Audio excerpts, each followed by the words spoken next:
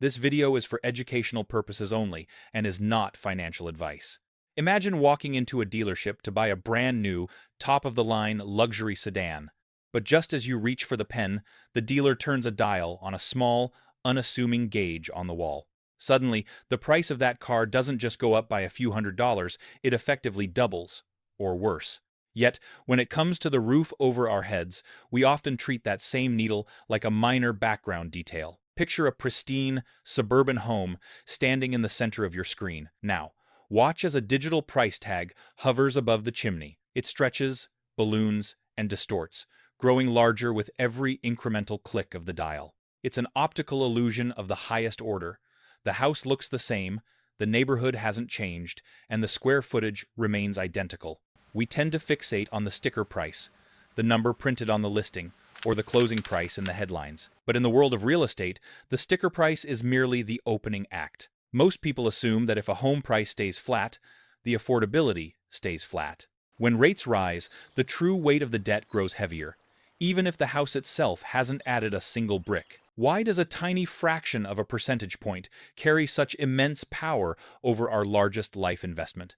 Let's pull back the layer of the illusion and see exactly how these numbers are calculated. When you sign that loan agreement, you aren't just buying a roof, you are effectively leasing your future productivity. Most people view their house as a sanctuary, a place to hang pictures and host dinners. When interest rates are low, that engine runs efficiently, requiring less fuel to keep the gears turning. However, when those rates climb, the fuel costs skyrocket. You find yourself trapped in a cycle of house-rich, cash-poor living. That vacation you planned, the upgrade to your home office, the ability to switch jobs to a more fulfilling yet lower-paying role, this shift changes your relationship with the asset.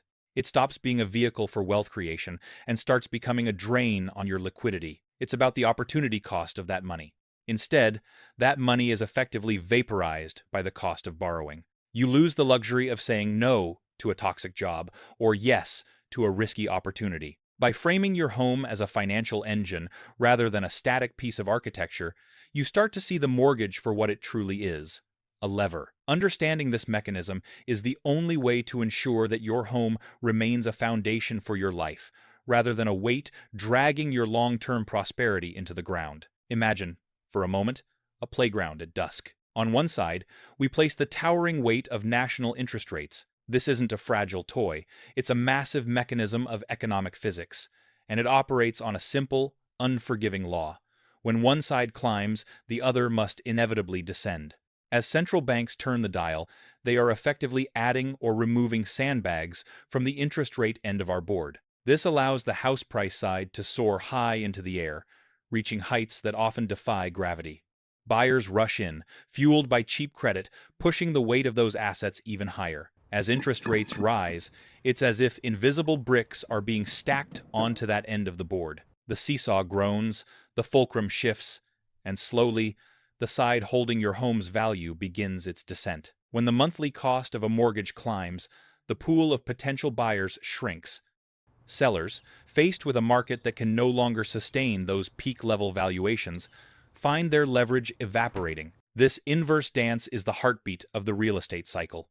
It's easy to get lost in the noise of headlines or the anxiety of a shifting market, but if you step back and view it as a mechanical system, the panic fades. However, this movement doesn't happen in a vacuum. If the neighborhood remains desirable, the seesaw might settle gently.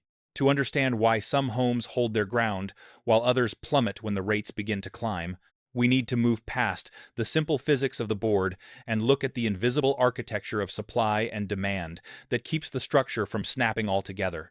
But to truly grasp why a 0.25% hike can send shockwaves through your monthly budget, we have to pull back the curtain on the math that keeps the banking industry humming. Think of your 30-year mortgage as a heavy backpack you're carrying up a mountain. You're paying for the privilege of the loan, not necessarily buying the bricks and mortar. It's a bit like renting the money itself. You're barely chipping away at the principal, the actual slice of the house that you're supposed to own. When rates are low, that backpack feels manageable.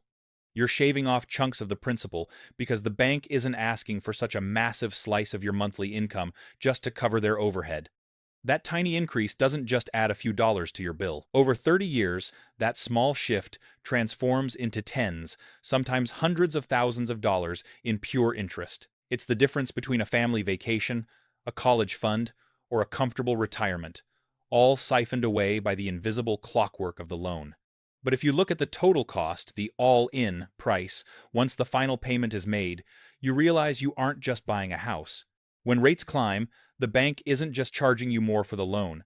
They are effectively lengthening the time you have to work just to satisfy the interest. It's a grueling realization. The higher the rate, the more of your life you trade for the same four walls. This is why a tightening market feels so suffocating. And as we look at how this pressure translates into real-world choices, we start to see why people don't just stop buying, they start changing how they perceive value itself. But if the math tells a clear story, why does the human brain insist on writing a tragedy instead? We treat the housing market like a high-stakes game of poker, convinced that if we just hold our cards a little longer, the next hand will be the one that changes everything. This is the birth of analysis paralysis. You start tracking every minor fluctuation in the yield curve and every headline about inventory levels, hoping for a signal that the coast is clear. The more data you consume, the more paralyzed you become. The irony, of course, is that inaction is a decision in itself. While you are busy waiting for the stars to align, the market is moving forward without you. You aren't calculating the cost of waiting, you're shielding yourself from the discomfort of risk. You tell yourself you're being disciplined, that you're waiting for the right time, but look closer at that impulse. Is it really a strategic move, or is it just the fear of making a permanent choice in an impermanent world? When we view it strictly through the lens of market timing, we strip away the human necessity of the purchase. The math is cold and objective, but our relationship with it is deeply subjective. We let the fear of overpaying today blind us to the cost of being priced out tomorrow. They accept that the market will never offer a perfect invitation. As we shift our focus away from the siren song of perfect timing, we have to confront the final, inevitable truth. How do you actually structure a future that can withstand the volatility we've just unpacked? To master the economic cycle is to stop playing defense against the headlines and start playing offense with your strategy. When rates climb, the fever of competition cools, offering the patient observer an opening. When they plummet, the landscape shifts toward velocity and growth. Think of your portfolio not as a static collection of assets, but as a living organism. By stress testing your debt-to-income ratio, you insulate your household from the shocks of a tightening credit environment. True mastery comes when you decouple your personal stability from the manic energy of the broader economy. The history of real estate is written by those who viewed volatility as a feature rather than a flaw. They understood that every peak eventually seeks a plateau, and every trough creates a runway. You are no longer chasing the fleeting shadow of a perfect rate. You are constructing a legacy that thrives on the reality of the cycle. Markets will froth with exuberance and freeze in fear. Your power lies in the middle ground, in disciplined saving, in rigorous research, and in the quiet confidence that comes from knowing exactly what you can afford, regardless of the bank's prime rate. Instead, align your habits with the immutable laws of finance. You are the architect of your own economic outcome. Join our community by hitting that subscribe button and turning on notifications. Stay informed, stay focused, and we will see you in the next breakdown.